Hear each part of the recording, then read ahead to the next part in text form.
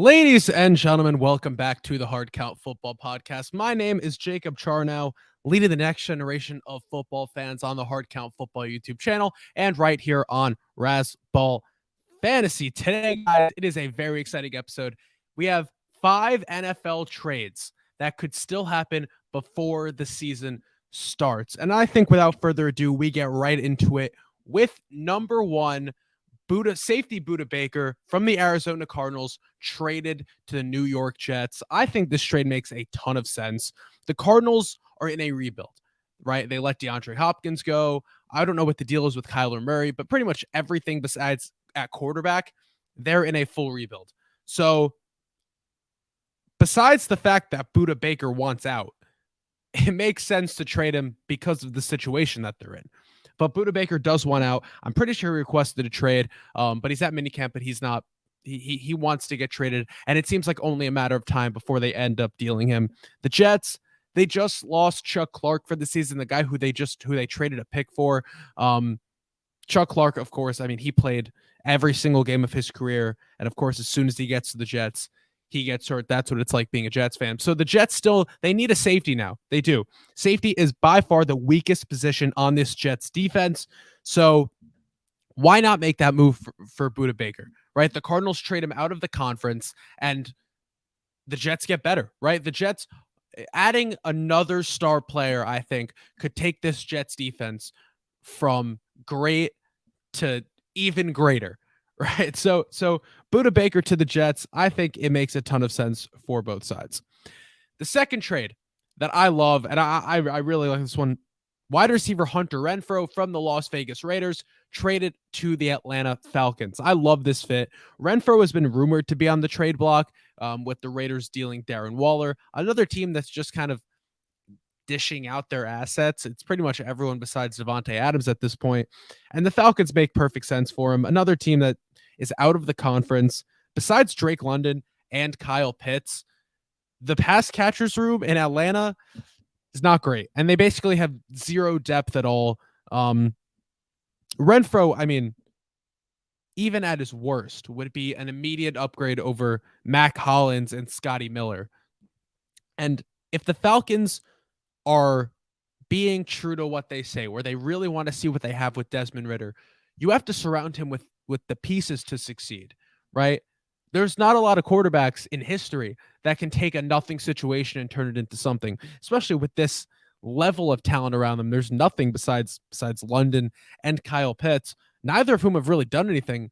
You know, London had an okay rookie year. Kyle Pitts hasn't done anything since he got into the league. They need to get him all the weapons they can. Renfrow is still a really solid option in the slot. So, I mean, this trade makes a ton of sense for both sides. The third player I could absolutely see getting traded is linebacker Patrick Queen from the Baltimore Ravens being traded to the Houston Texans. I love this. So the Ravens, they didn't pick up Queen's fifth-year option, which was kind of unexpected. Patrick Queen has been one of the top linebackers in the league, and he's a homegrown guy in Baltimore. I'm very surprised they didn't pick up his fifth-year option.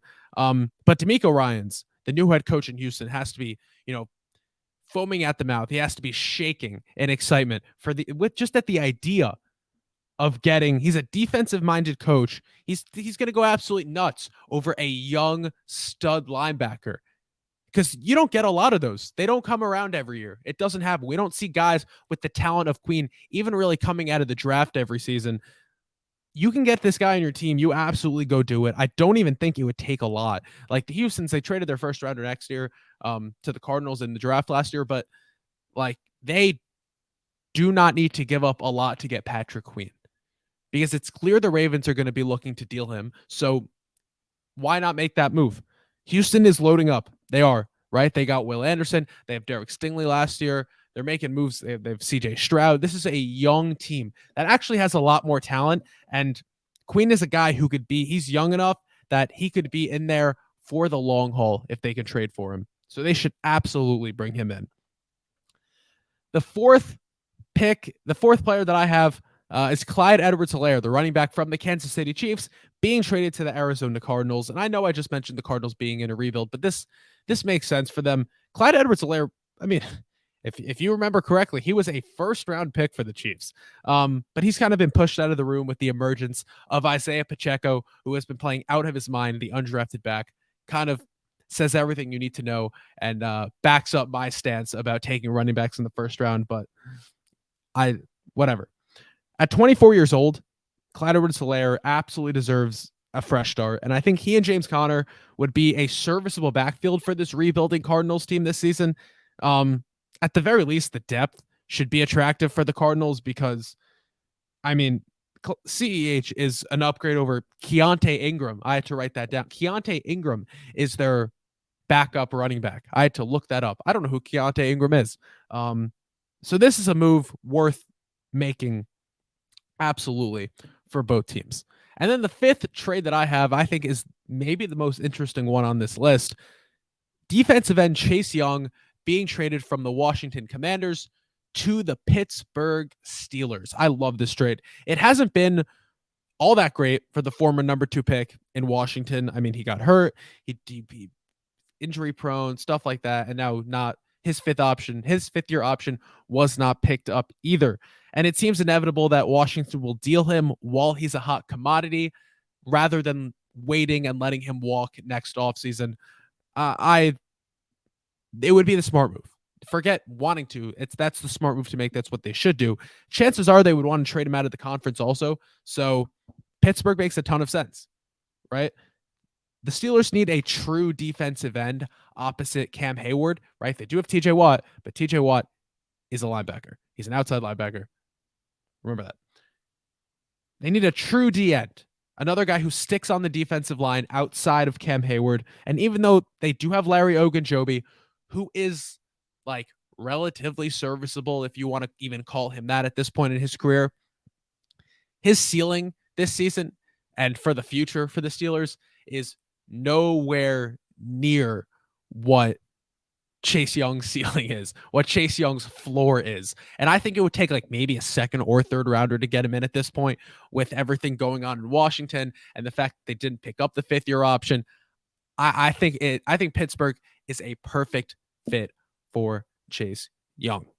So those are 5 players that I think could absolutely get traded along with their locations that I think they could get traded to. And with that, we're going to wrap up from the Hard Count Football Podcast. My name is Jacob Charnow. Thank you so much, everyone, for watching. Be sure to go follow me on Twitter right here at Jacob Charnow and on Instagram at Hard Count Football. Subscribe to the Hard Count Football YouTube channel, along with checking out all the content and subscribing, hitting that bell, liking this video for everything on Razzball Fantasy, some of the best fantasy content around. Thank you so much, everyone, for watching, and I'll see you next time.